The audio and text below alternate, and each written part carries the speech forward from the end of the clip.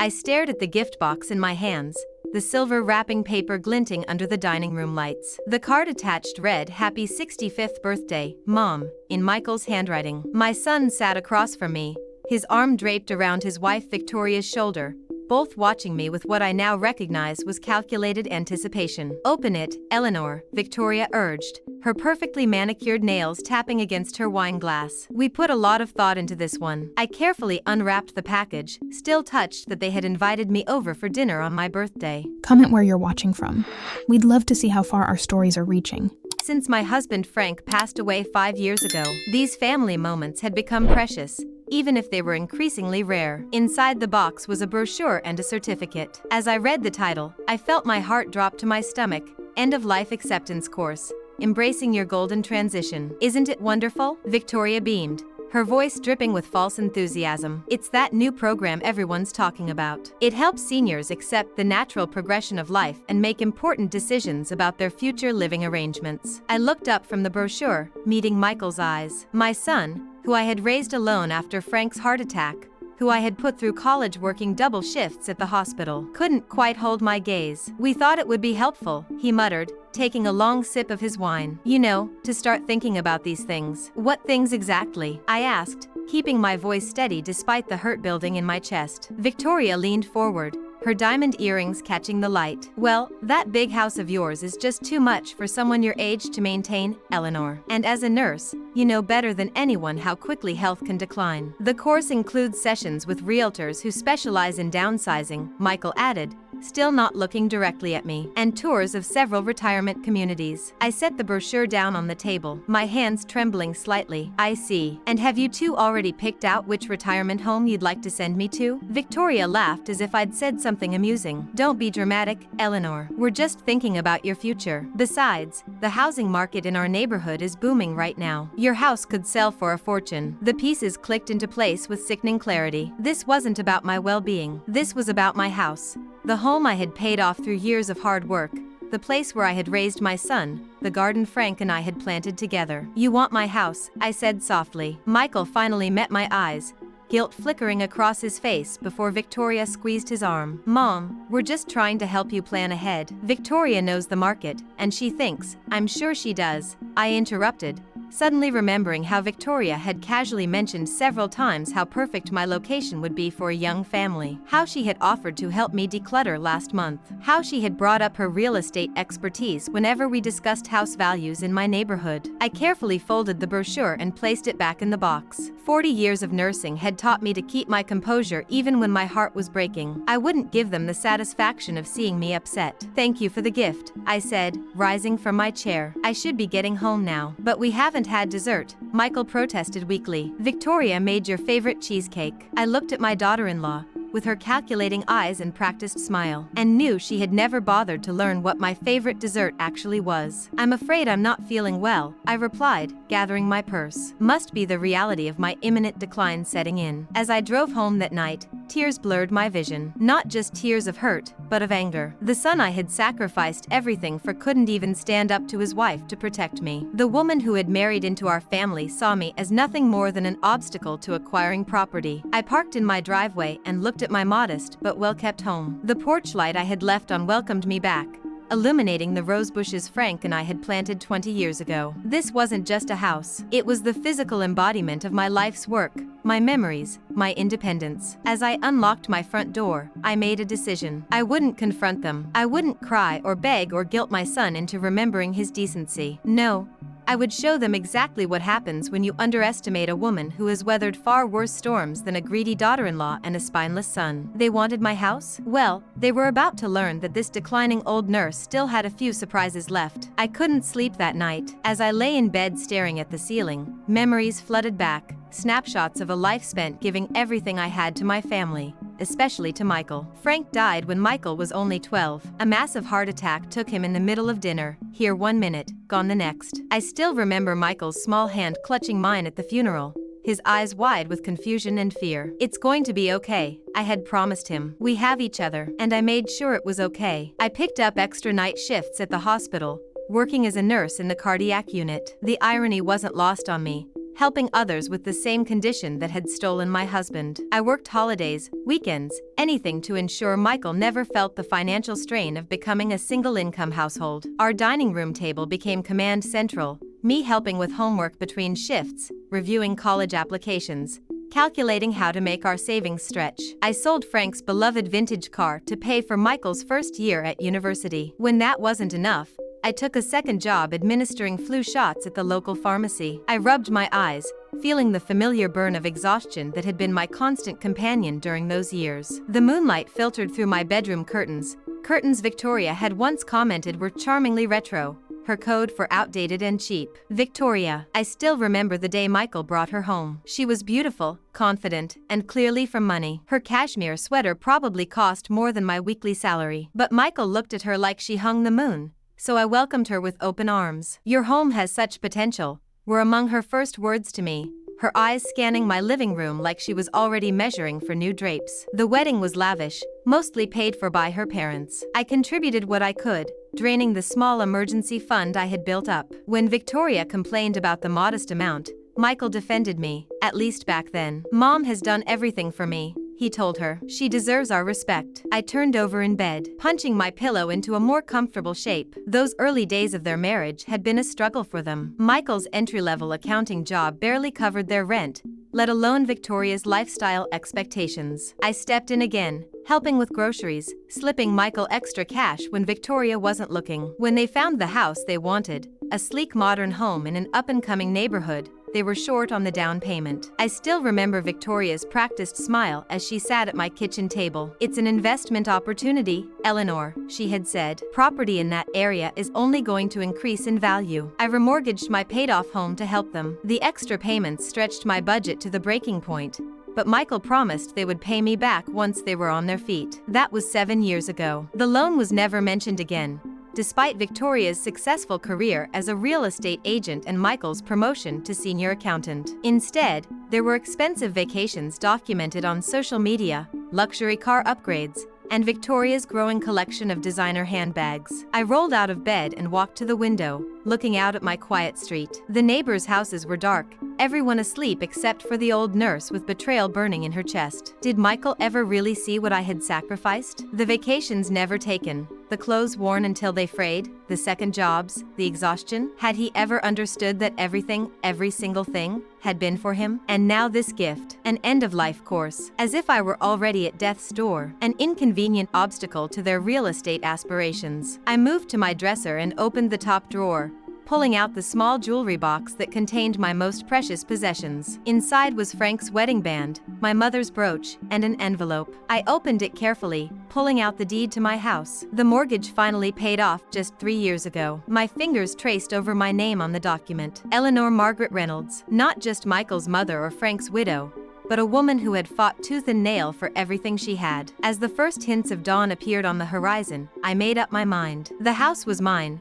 earned through decades of sacrifice and hard work. I wouldn't be shuffled off to some retirement community so Victoria could claim another commission check. I put the deed back in its envelope and returned it to the jewelry box. Then I went to the kitchen to make coffee. I needed to think clearly for what came next. As I waited for the coffee to brew, I picked up my phone and saw 3 text messages from Michael. "Hope you got home safe. Victoria says sorry if the gift upset you. We just want what's best for you, Mom." I set the phone down without responding. For the first time in my life, what was best for me wouldn't include putting Michael first. The week following my birthday, I maintained a deliberate distance from Michael and Victoria. I needed space to think, to plan. But when Michael called to invite me to Sunday dinner, insisting they wanted to clear the air, I reluctantly agreed. "We never meant to upset you, Mom," Michael said over the phone. "We just want to help you prepare for the future." I bit back the response I wanted to give. Instead, I simply said, "I'll be there at 6. The day of the dinner, I arrived early. It was a habit ingrained from decades of nursing. Being punctual was second nature to me. Michael's car wasn't in the driveway yet, but Victoria's sleek white Mercedes was. I hesitated at their front door, my finger hovering over the doorbell. Through the decorative glass panels, I could see Victoria pacing in the living room, phone to her ear. Rather than announcing my presence, I waited, some instinct telling me to pause. "He's running late at the office again," Victoria's voice carried faintly through the door. "No, don't worry. His mother won't be here for another half hour." I checked my watch. It was 5:40 p.m. Victoria had apparently expected me to arrive late. "I know, right?" Victoria continued. "You should have seen her face when she opened that retirement course gift. Like a deer in headlights." Laughter followed, sharp, mocking. My chest tightened, but I kept listening. "The house is the perfect size for us, especially once we knock down that awful garden shed and extend the kitchen. Michael's been dragging his feet about the whole thing, but I've got him on board now." I leaned closer to the door, barely breathing. "I've already spoken to a couple who's interested. They're pre-approved for financing and everything. As soon as Eleanor signs the paperwork for Green Pines Retirement Village, we can move forward." Green Pines, the expensive assisted living facility across town. They had already picked out my future home without even consulting me. The commission alone will be substantial, not to mention the profit from selling that old house. "Eleanor has no idea what it's worth in today's market." She paused, listening to whoever was on the other end of the line. "No, she doesn't need to know. We've already been showing it. I've told potential buyers the owner is an elderly widow considering downsizing. They understand these situations take time." My hands began to shake. They had been showing my house without my knowledge or permission. "I've got to go," Victoria said suddenly. "Need to get dinner started before the old lady arrives. I'll call you tomorrow with an update." I backed away from the door, my heart pounding in my ears. I walked quickly to my car, got in, and just sat there, trying to process what I'd overheard. They had been planning this for months. My birthday gift wasn't a spontaneous idea. It was part of a calculated plan to move me out and cash in on my property. My phone buzzed with a text from Michael. "Running late from work. See you soon." I started my car and drove away. I couldn't face them tonight, not with the raw wound of betrayal still bleeding. I turned off my phone and drove to the only place I could think of, Rose Memorial Hospital, where I'd worked for over 30 years before my semi-retirement last year. The familiar antiseptic smell and fluorescent lighting of the hospital cafeteria were oddly comforting. I bought a cup of mediocre coffee and sat in a corner booth, my mind racing. "Eleanor, is that you?" I looked up to see Sarah Chin, one of the younger nurses I had mentored before retiring. She was still in her scrubs, her dark hair pulled back in a practical ponytail, fatigue evident in her eyes after what was likely a 12-hour shift. "Sarah," I managed a smile. "How are you?" "Exhausted," she laughed, sliding into the booth across from me. "Just finished a double." "What are you doing here so late?" I hesitated, then found myself telling her everything: the birthday gift, Victoria's phone call, the plans they had made without my knowledge or consent. Sarah's expression grew increasingly outraged as I spoke. When I finished, she reached across the table and squeezed my hand. "That's elder abuse, Eleanor. Financial exploitation. It's disgusting." I shook my head. "It's family disappointment. There's no law against that." "There are laws against showing someone's house without their permission," Sarah pointed out, "and against pressuring elderly relatives to give up their assets." "I'm not elderly," I said automatically. "I'm 65 and in perfect health." Sarah smiled, and sharp as a tack. "Which is why you're sitting here planning your next move instead of confronting them, right?" I nodded slowly. "I need to protect myself, but I don't know how to begin." "Start by documenting everything," Sarah advised. "Then talk to a lawyer. My sister's a real estate attorney. She deals with cases like this more often than you'd think." My phone, which I had turned back on, buzzed with messages. Michael, increasingly frantic: "Mom, where are you? Are you okay? Please call me back."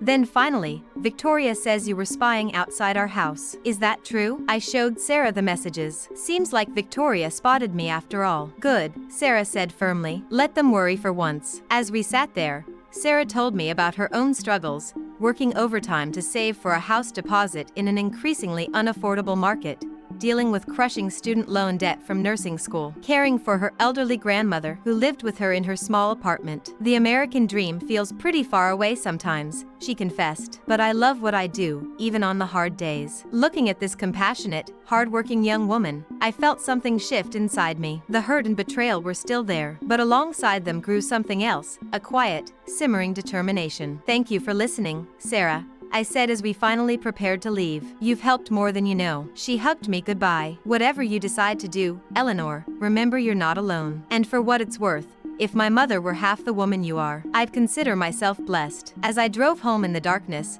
Michael's messages continued to pour in, but I didn't respond. For the first time in decades, my son would have to wait. I had more important things to focus on. My house lights welcomed me home, illuminating the garden Frank and I had planted together. I walked slowly up the front path, noticing details I had taken for granted: the slight tilt of the front step, the wind chimes tinkling softly on the porch, the familiar creak of the screen door. This was my home, earned through years of sacrifice and hard work, and no one, not even my own son, would take it from me without a fight. I spent the next morning ignoring Michael's increasingly desperate calls and texts. By noon, he had left 7 voicemails, each one more concerned than the last. I finally sent him a brief text: "I'm fine. Need some time alone. Will call soon." His reply was immediate: "Mom, please, we need to talk." I turned off my phone and placed it in a drawer. There would be time for talking later, but first, I needed to understand my options. I called Beth Miller, a financial advisor I had consulted when planning my retirement. She agreed to meet me that afternoon. "Eleanor,"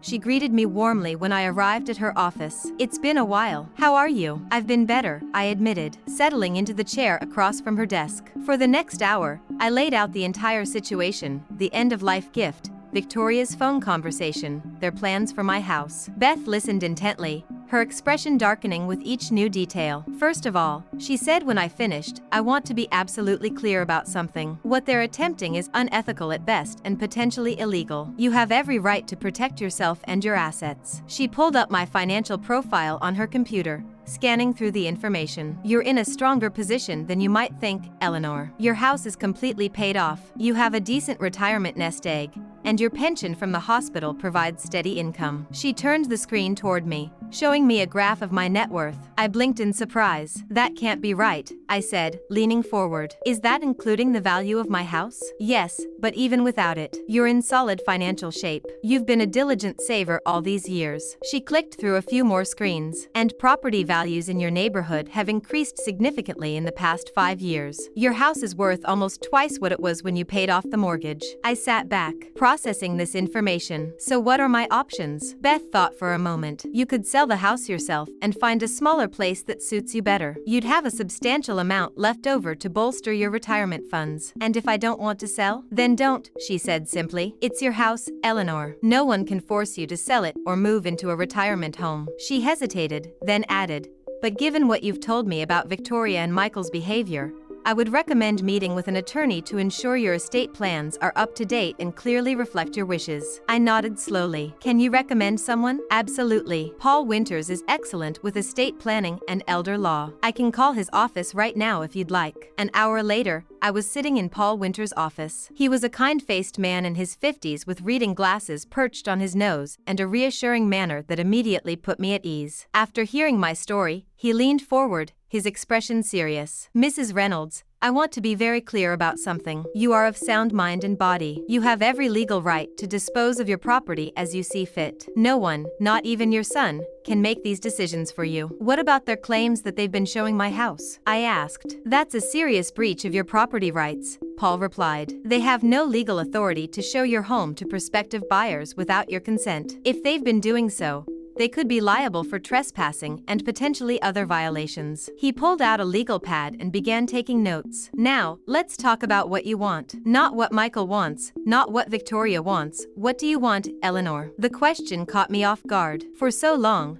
my wants had been secondary to everyone else's needs. What did I want? "I want to remain independent," I said slowly. "I want to be treated with respect, and I want to teach my son and daughter-in-law a lesson they won't soon forget." Paul's mouth twitched in a suppressed smile. "Well, the first 2 are definitely within my professional purview. As for the third, let's just say I've seen enough family disputes to appreciate the sentiment." We spent the next hour discussing options, from restraining orders to cease and desist letters regarding the unauthorized showings of my home. But as we talked, a different idea began to form in my mind. "Paul," I interrupted as he was explaining a provision in my existing will, "what if I sold my house?" He blinked in surprise. "That's certainly your right, though I thought you wanted to stay." "Not to just anyone," I clarified. "What if I had a specific buyer in mind? And what if I wanted to structure the sale in a particular way?" His eyebrows rose. "I'm listening." By the time I left Paul's office, I had the outline of a plan. It wasn't about revenge, not really. It was about justice, and perhaps teaching a valuable lesson about respect and consequences. On my way home, I stopped by the hospital again. Sarah was was just ending her shift when I caught her in the parking lot. Eleanor, she smiled, though I could see the fatigue in her eyes. How are you doing? Better, I said truthfully. I've been getting some advice, legal and financial. She nodded approvingly. Good. Have you spoken to your son yet? Not yet, I admitted, but I will soon. Actually, I was wondering if you might have time for coffee. There's something I'd like to discuss with you. We found a quiet corner in a cafe near the hospital. Sarah listened, her eyes widening, as I outlined what I had in mind. Eleanor, she said when I finished. I don't know what to say. You can say no, I assured her. It's a lot to take in, and you're under no obligation. She shook her head, a slow smile spreading across her face. It's not that. It's just, are you sure? This is your home we're talking about. I'm sure, I said firmly, but there's one thing I need to know first. What's that? I leaned forward. Victoria's been talking about a house she wants to buy. Something exclusive, in the Oak Ridge neighborhood. Do you know anyone at the realtor's office who might be able to find out which property she's been looking at? Sarah's smile turned mischievous. My cousin Mia works for Prestige Properties. They handle most of the high-end listings in that area. Do you think she might be willing to help us? Sarah was already pulling out her phone. Let's find out, shall we? That evening, I finally turned my phone back on. As expected, there were dozens of missed calls and messages from Michael. I texted him, I'm ready to talk. Come over tomorrow at 10 a.m. Alone. His reply was immediate. I'll be there. Love you, Mom. I set my phone down and looked around my living room. The familiar walls, the worn but comfortable furniture, the photos documenting a lifetime of memories. I would miss this place, but not as much as Victoria would miss the opportunity to profit from it. Sometimes the most valuable lessons come at the highest cost. And tomorrow, class would be in session. Michael arrived at exactly 10 a.m. the next day, his face drawn with worry. When I opened the door, he immediately pulled me into a hug. Mom, you had me so worried, he said, his voice cracking. Where were you? Why didn't you answer my calls? I gently extracted myself from his embrace and gestured toward the living room. Let's sit down. We have a lot to talk about. He followed me, perching anxiously on the edge of the sofa while I took my usual armchair. For a moment, I studied my son's face, Frank's eyes, my stubborn chin, the creases around his mouth that hadn't been there a few years ago. When had he started looking so middle-aged? Michael, I began calmly. I know about the house. His brow furrowed. What about the house? I know that Victoria has been showing it to potential buyers. I know about your plans to move me to Green Pines so you can sell my home. The color drained from his face. Mom, I held up a hand. Please don't lie to me. I overheard Victoria on the phone when I arrived early for dinner. I heard everything. He slumped back against the sofa, running a hand through his hair, a gesture so like his father's that it made my heart ache. It wasn't my idea, he said finally, his voice small. Victoria thought, I repeated, the words sharp. And what did you think, Michael? Did you think it was acceptable to plan my future without consulting me? Did you think it was right to show my home to strangers without my permission? I told her we should talk to you first, he protested weakly. But she said you'd just get defensive and that it would be easier if we had everything arranged. Easier for whom? He had no answer for that. I leaned forward, making sure he met my eyes. Michael, I have spent my entire adult life putting you first. I worked double shifts to pay for your education. I remortgaged this house to help you buy yours. I have never, not once, asked you to sacrifice for me the way I sacrificed for you. His eyes glistened with tears. I know, Mom. I know everything you've done. Then how could you treat me this way? Like I'm a problem to be managed rather than a person deserving of respect? He looked down at his hands. I didn't mean to hurt you. Victoria she has a way of making things sound reasonable. And what about this seemed reasonable to you? My voice was steady, but inside, disappointment cut like a blade. Tricking me into leaving my home? Deciding my future without my input? Treating me like I'm incompetent to make my own decisions? You're right, he whispered. I'm so sorry, Mom. I sat back, studying him. The little boy I had raised would never have treated me this way. But that little boy was long gone. In his place sat a man who had allowed himself to be led by the nose, who had put his wife's greed above his mother's dignity. I've been thinking a lot about my future, I said finally. He looked up, eyes wary. What do you mean? I'm considering moving to a smaller place. Hope flickered across his face, quickly replaced by caution. Really? I mean, if that's what you want, I support you completely. I know you do, I said dryly. Now that it aligns with your interests. He flinched as if I'd slapped him. That's not fair, isn't it? I challenged. Would you be so supportive if I told you I wanted to convert this place into a halfway house for ex-convicts? His expression told me everything I needed to know. I thought so, I said. In any case, I have an appointment to tour Green Pines next week. Relief washed over his face. That's great, Mom. Really great. I can go with you if you want. That won't be necessary, I said. I'd prefer to form my own opinion without influence. He nodded quickly. Of course, whatever you want. This is your decision. Yes, I agreed. It is. And I've decided to forgive you, Michael. His eyes widened in surprise. You have? Yes. Not because you deserve it, but because holding on to anger would only hurt me in the long run. I stood up, signaling the end of our conversation. Now, I have some errands to run, so I'll need to ask you to leave. He rose, clearly uncertain about how to interpret this sudden shift. Mom, I really am sorry. I'll make it up to you somehow, I promise. I know you will, I said, patting his arm as I guided him to the door. Give my regards to Victoria. After he left, I waited exactly 5 minutes before picking up my phone. I had several calls to make. The next 3 weeks passed in a blur of activity. I toured Green Pines as promised, making sure to express appropriate interest to the administrators. When Michael called to ask about it, I was deliberately vague but positive. It seems nice, I told him. I'm considering my options. Meanwhile, I was meeting with real estate agents, attorneys, and financial advisors. Sarah helped coordinate much of it, introducing me to her cousin Mia, who confirmed exactly which house in Oak Ridge, Victoria had been obsessing over.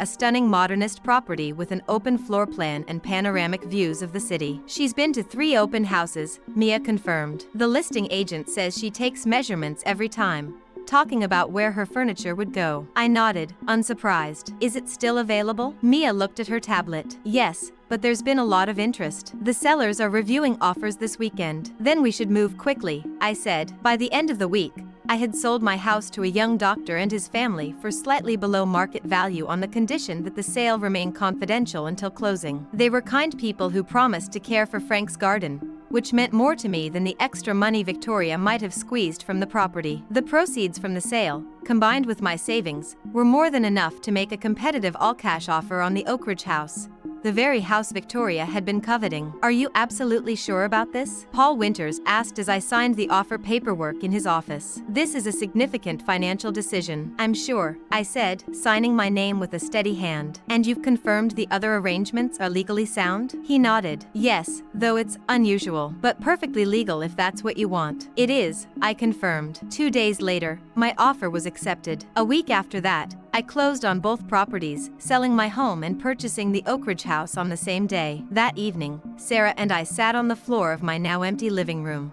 sharing a bottle of wine and Chinese takeout. So when will you tell them? She asked, reaching for an egg roll. I've invited them to dinner tomorrow night, I said. I told them I have an important announcement about my future living arrangements. Sarah raised her glass in a toast to new beginnings. I clinked my glass against hers, and to valuable life lessons. As we ate, I looked around the empty house that had been my home for over 30 years. There was a twinge of sadness, yes, but also a surprising lightness. This house held memories of Frank, of raising Michael, of a life dedicated to caring for others. But perhaps it was time to create new memories, to finally put myself first. Are you nervous? Sarah asked, noticing my expression. A little, I admitted, but mostly I'm looking forward to seeing Victoria's face. Sarah laughed. I wish I could be there. Oh, but you will be, I reminded her with a smile. You're the guest of honor. The next evening, I arranged to meet Michael and Victoria at their favorite restaurant, an upscale steakhouse where Victoria enjoyed being seen by her real estate colleagues. I arrived early,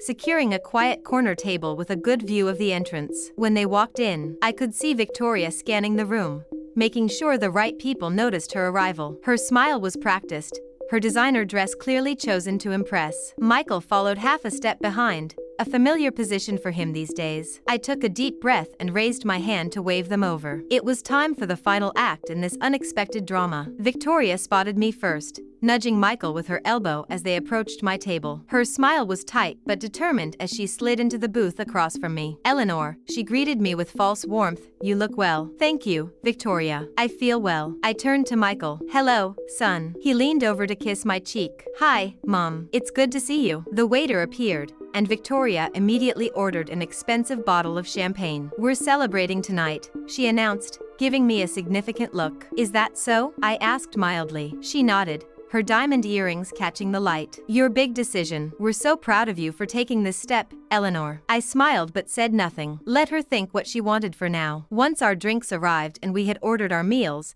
Victoria could barely contain herself. So, she said, leaning forward eagerly, when do you move into Green Pines? I'm not moving into Green Pines, I replied calmly. Victoria's smile faltered. But you said you'd made a decision about your living arrangements. I have, I confirmed. I've sold my house. Michael's eyes widened. You sold the house? When? Why didn't you tell us? The closing was yesterday, I explained. And I wanted to surprise you. Victoria recovered quickly, her real estate instincts kicking in. Well, that's wonderful. The market is excellent right now. I hope you got a good price. Fair, I said. The new owners are a lovely young family. The husband is a cardiac surgeon. Reminds me a bit of your father, Michael. Michael looked confused. But where will you live? If not Green Pines, then where? I took a sip of my champagne. That's the other part of my news. I've bought a new place. Victoria's perfectly plucked eyebrows rose. You bought another house? Without consulting us? The proprietary indignation in her voice almost made me laugh. Instead, I nodded. Yes, I did. In fact, you might be familiar with it, Victoria. It's in Oak Ridge. Her champagne glass froze halfway to her lips. Oak Ridge? On Hillcrest Drive, I specified, watching her face carefully. Number 42. The color drained from Victoria's face. That's impossible. That house was under contract. The selling agent told me that they'd received a compelling all-cash offer. I finished for her. Yes, I know. Michael looked between us, bewildered. What's going on? What house? Victoria set her glass down with a sharp clink. Your mother just bought the house I've been trying to get for months. The one I told you about. The perfect house. I smiled. It is perfect, isn't it? Those floor-to-ceiling windows in the living room, the gourmet kitchen, the view of the city skyline. I fell in love with it immediately. Michael's confusion deepened. But Mom, that neighborhood is one of the most expensive in the city. How could you possibly afford it? As it turns out, I said, my financial position is stronger than any of us realized. The house I bought for $120,000 30 years ago was worth nearly $450,000 in today's market. Combined with my savings and investments,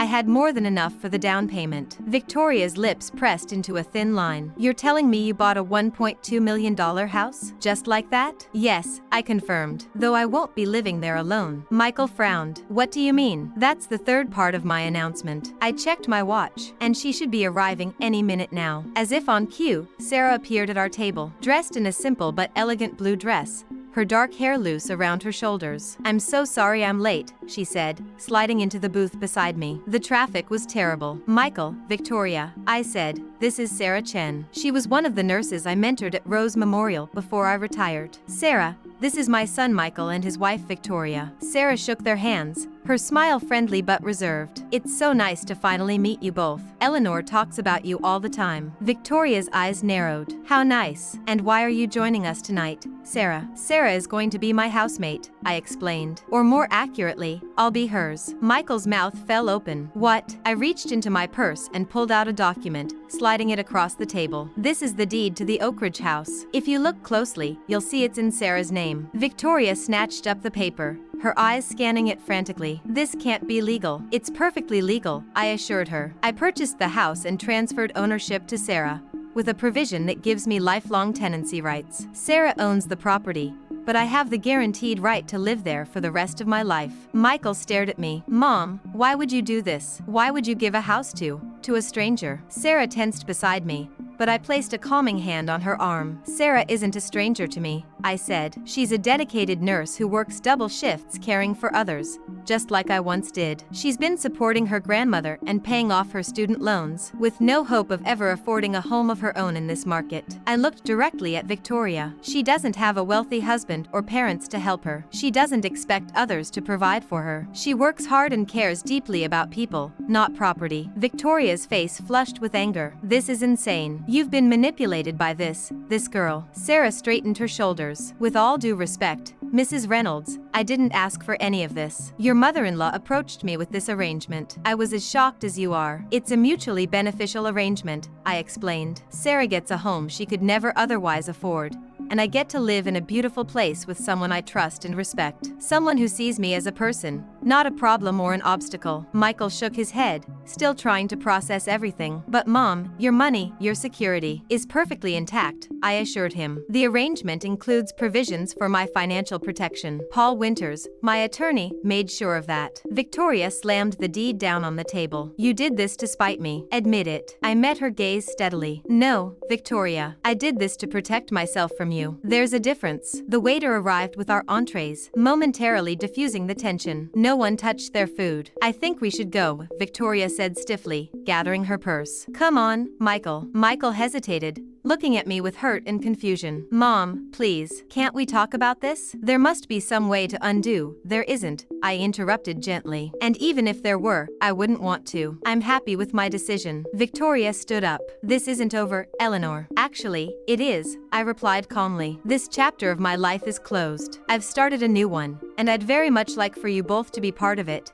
but only if you can respect my choices and my autonomy. Michael looked torn, glancing between his wife and me. You should go with her, I said softly. But when you're ready to talk, really talk, not manipulate or control, I'll be there. You're still my son, and I still love you. After they left, Sarah and I sat in silence for a moment. That went about as well as expected, she finally said. I nodded, reaching for my untouched glass of champagne. Yes, it did. Do you think he'll come around, Michael? Eventually. He has a good heart, just a weak spine. I took a sip of champagne. Victoria, on the other hand. Sarah smiled. Will take longer. If ever, I agreed. But that's okay. I didn't do this for their approval. We finished our dinner, talking about our plans for the house, what furniture we'd need, how we'd arrange our schedules, the garden I wanted to plant in the backyard. As we left the restaurant, Sarah looped her arm through mine. Are you ready to see your new home? Our home? I nodded, feeling a lightness I hadn't experienced in years. Yes, I believe I am. The house was beautiful in the evening light,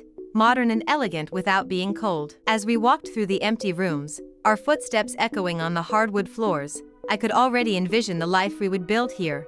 Sarah with her nursing books spread across the dining table, me tending to plants on the terrace, the two of us sharing meals and stories after long days. It wasn't the retirement I had imagined, but perhaps it was the one I needed, one where I was valued, respected, and free to make my own choices. As I stood at the expanse of windows overlooking the city lights,